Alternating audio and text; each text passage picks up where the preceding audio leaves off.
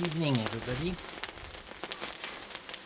It's the last batch of our first night of Shaching today. We're on March 21st of 2021, and it's been almost a year since I hadn't processed tea. That's not exactly true. I processed a couple of batches last autumn, but I feel spring is the real deal, and it feels so good each year to get back those fragrances that you get only in the fresh leaves of the early spring tea. And we're at the very beginning of the season now. And the very first flush is always a bit special because some of the buds actually opened up in late winter, which means that on the flushes you have some fairly developed leaves. They are quite thick. They are thicker than usual, and that will give more huangpian, more yellow flakes than usual. And this flush, you get it only in the very beginning of the year, of the harvest season. Every garden will produce a little bit of leaves of this quality, and it has to be picked in every garden in order to stimulate the tea trees and tell them to grow more leaves. So this is kind of the early first flush. It's not the proper first flush, I would say, because we have a very low quantity of leaves. Well, interestingly, we're in late March already, and it's quite strange. It seems like the tea seasons always start later and later as the years go by. And it also seems that the yields are lower and lower. I'm starting to think that this idea of making natural tea gardens without fertilization, without any fertilization, I'm starting to think it's not a sustainable idea, I would say. I'm more and more convinced that the yields are decreasing because the nutrients are harder and harder to get from the soil. So maybe we will see a change in policy in the next years if it turns out to be a real problem. I don't want to be overly technical during this first session, because doing these moves again, these moves that I had left aside for almost a year, it is kind of liberating. Yes, that's the word that came to mind during my first batch tonight. It feels liberating to just go back to the old habits of having each tool in its own place,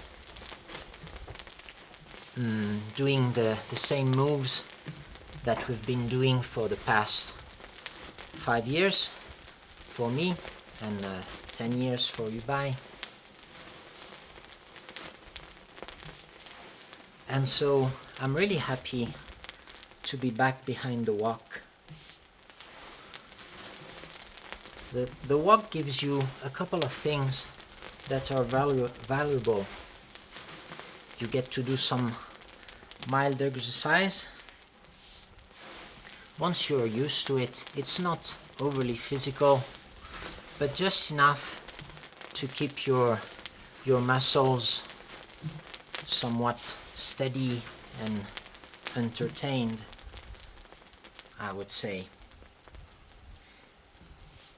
And second, it requires some concentration, but not too much.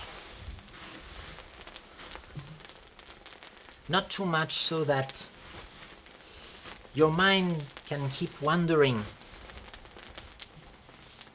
but still enough to keep you focused on some more daily matters, I would say. Enough not to allow your mind to wander too far away, like it can happen when we lack of any physical exercise, any challenge, like it can happen when we are stuck at home. And I'm sure you can tell me about it when it comes to this year and the last. I remember last year at this time we were just out of the isolation due to the coronavirus, and at that time it felt we had did the worst, right? Because we were in Yunnan, and at that time the virus had only scarcely spread around the world, and we received a lot of very kind messages of support. I remember especially in February, while we were waiting for the new tea and going every day to the tea gardens. And we're very thankful for all this outburst of empathy that we received. We are very thankful.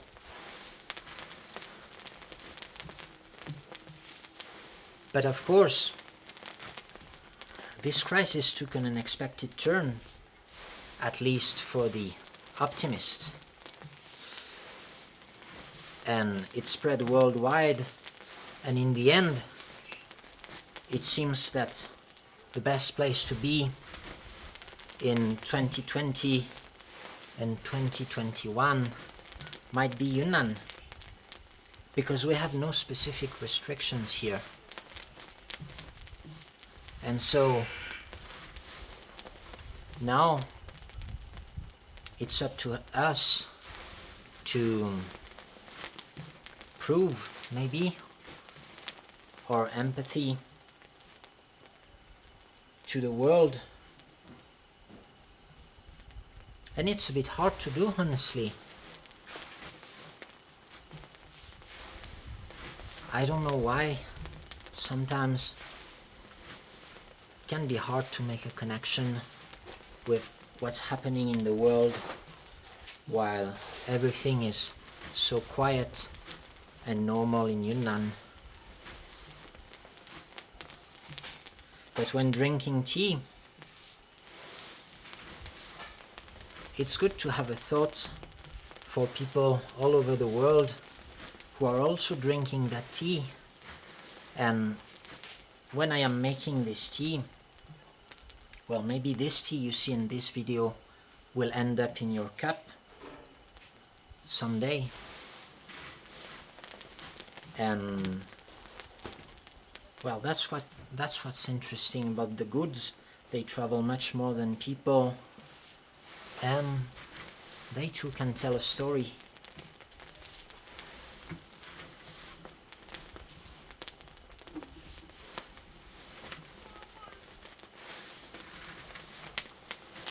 I'd like to talk a bit about the leaves today. So as I said, these leaves are from the very first flush, and they seem a bit old, despite yeah, it's a bit hard to understand. Being old doesn't mean having like one bud and 4 leaves. Being old just means that the leaves you get are at an advanced stage. Not sure you can see that, but this one is very mature. And if you have slow growth but fast development, then you might get 1 but 2 leaves, but the second leaf will be a yellow flake, or even sometimes even the first leaf. And it occurs especially in late autumn and the very beginning of spring. Okay, but I'm not allowed to talk further because I said I wouldn't be too technical in that video. But if you're interested, you can check on Wikipedia the difference between growth and development for the plants.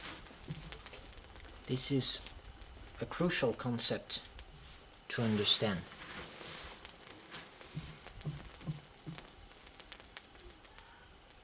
So for this last walk, there was quite a bit of there's quite a lot of leaves, and I started at not optimal temperature for my taste. I would have liked maybe a slightly higher temperature, but it's no problem. I will just flip them a bit slower. I want to come back on my original topic that stayed in my mind throughout that evening. The idea that making tea is liberating. And you know, 2 weeks ago we were in Jianshui. It's a small town in the east of Yunnan, which is famous for its pottery. And we had a couple of good days with friends who make pottery there. And actually listening to them, we got a very similar feel about our work. Maybe it's a work made of habits that requires concentration, and when they make a teapot, well, it's quite the same. They just sit on their table, just like I'm standing in front of my wok, and you could say that at this time the whole world vanishes. You're just focused on your stuff. But you can still allow your mind to wander. It's a bit like driving a car, I would say. You know, you need to stay focused, but you can still think about other things. And usually, what I think about when I make my tea is philosophy, of course. I think about philosophy, or sometimes I can get stuck with some mathematical problem, some logic problem, some ideas. But unlike other times, like sometimes when I'm in bed, I cannot go to sleep because I think of those things. I feel like I have to solve some problems in my mind, problems of a logical nature, a lot of philosophy, and sometimes mathematics or physics.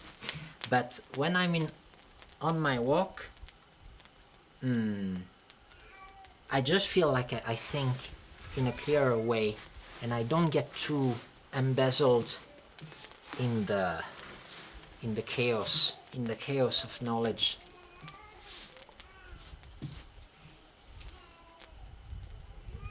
I'm sure that you're thinking I'm talking nonsense right now, but well, this is just how my thoughts work when I'm making tea. Sometimes I have bursts of thoughts going in different directions, but I keep looking at the tea, listening at the leaves. And it seems that the different holes align in my head, and that's why I feel liberated.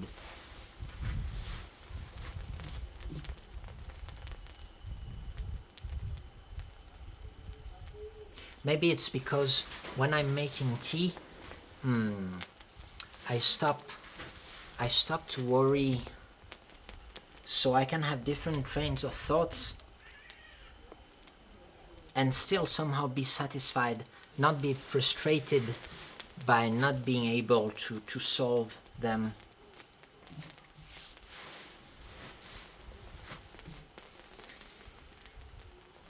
I don't know if you see what I mean, but sometimes we're stuck with thoughts, and we feel like there are solutions to the problem, but our brain is not powerful enough to find the solution. But sometimes you find the solution, maybe while driving or while making tea. And yes, sure, when you find the solution, you also feel liberated, but very quickly you end up in another problem.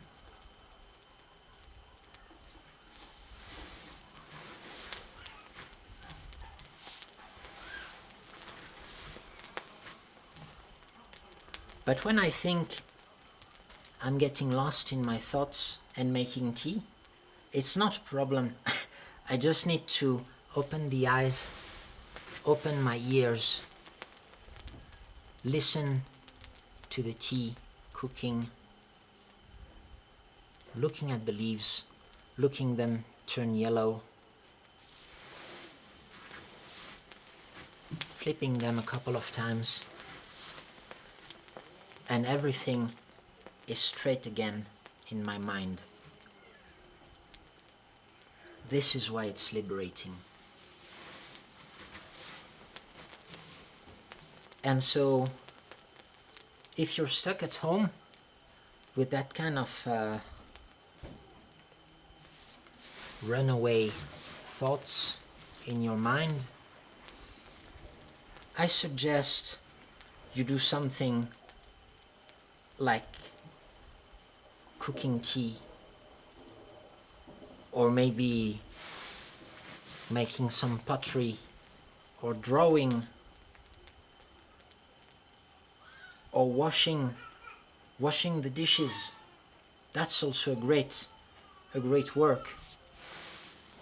Washing the dishes, or cleaning. Keeping yourself busy so that your mind somehow stays connected to the material world.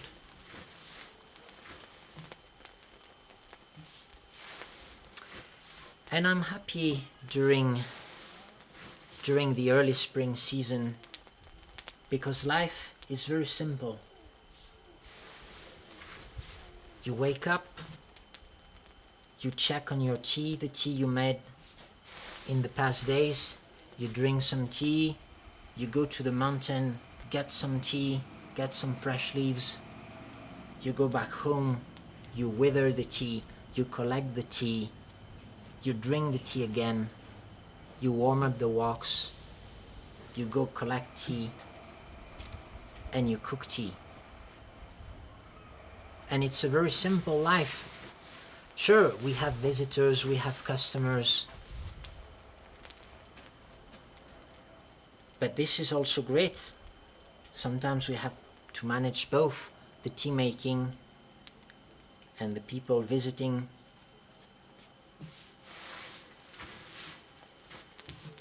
But it's a simple life. And sometimes I get to imagine that kind of perfect life.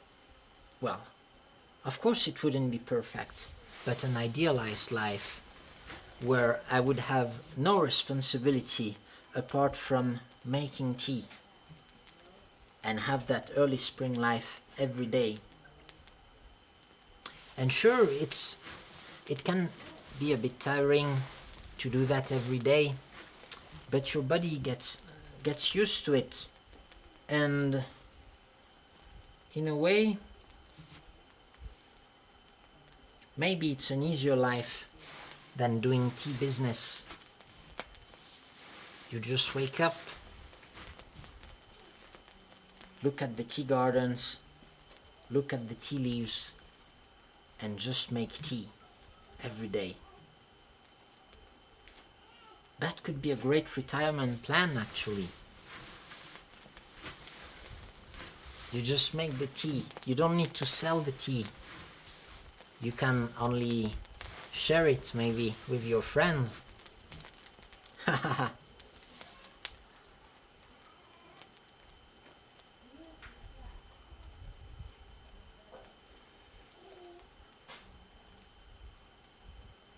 Yeah, you can keep cooking.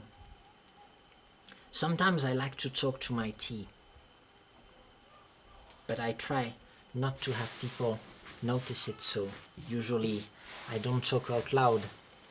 But I like to look at the leaves, and somehow you need to establish a connection with the tea. So I know it can sound a bit creepy, but in a way I like to just touch the tea and have that connection with the tea leaves, and I believe it gives a better tea somehow. But you can notice that in cooking too. When people have that passion, when people grew the vegetable themselves, the dish tastes good, not only because the vegetables are better, but also I think because people put that intention when cooking the vegetables. They have grown a love for their products, and it just tastes better.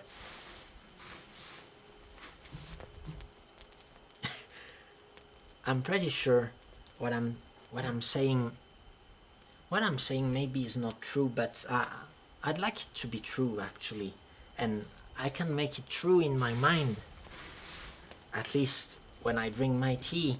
Now, if you had this tea in a blind taste, well, I don't think it would taste any better than other teas. But somehow I like to drink that tea.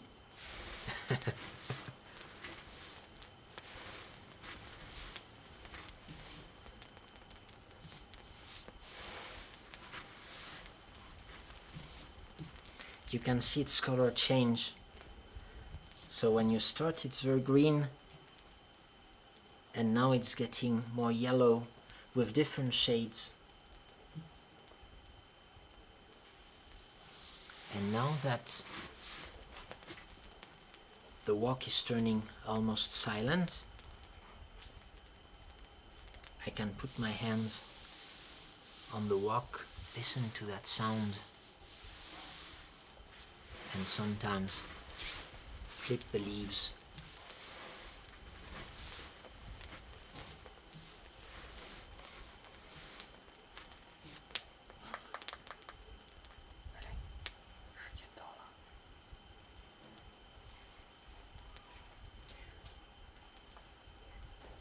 Yeah, we've been making this tea for what, about 20 minutes now?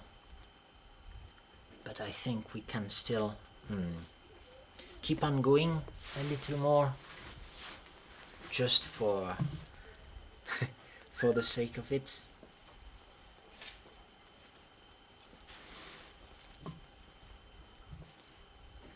If you're cynical, you might say that I'm happy now because it's just the beginning of the season, it's the first batches I make, and maybe in 2 or 3 weeks I will be overworked and I will just be tired of making tea. And you might be right. Usually cynical people tend to be closer to the truth than others. But it doesn't matter, because 2 or 3 weeks is a long way. And now what I know, what I'm sure of, is that I'm very happy making tea, and I should just enjoy that moment. And maybe in 1 year I will remember this time more than the time when I'll be overworked in 2 or 3 weeks. So maybe somehow this time is more valuable. Well, on the other hand, if I'm overworked, it means that I make more tea. So if you're drinking the tea, maybe that time will be more valuable. Who knows? Oh, you can see the leaves now turning yellow. I don't want to cook them too dry, you know, because you know what happens when they are too dry. Then the good fragrance will come out, but we will lose a lot on the mouthfeel. I just want to keep them wet, and they don't have that much water in them, so that's why I don't want to turn them too much and open up too much. I think we will still give them 1 or 2 minutes, and then it will be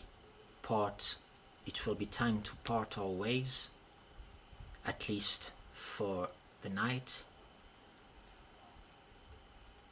I will let the tea leaves lay on mattresses in our greenhouse, and I will also lay on my mattress for the night. And tomorrow morning they will be halfway through their drying, and I hope that by 2 o'clock in the afternoon I'll be able to get the first sip of our tea. It will certainly not be the best one, because it is very young tea. You need to age it for at least a couple of weeks, I would say. And it is the earliest tea, which often is not the best one. But I can tell you that I will surely enjoy it. I will enjoy it just for the sake of it.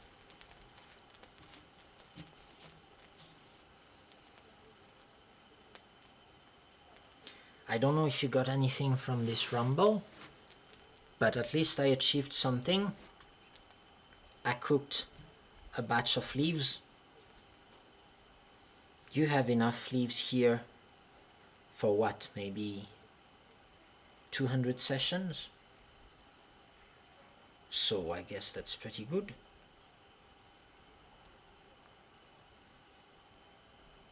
And it's time to stop now. The walk is quite cold.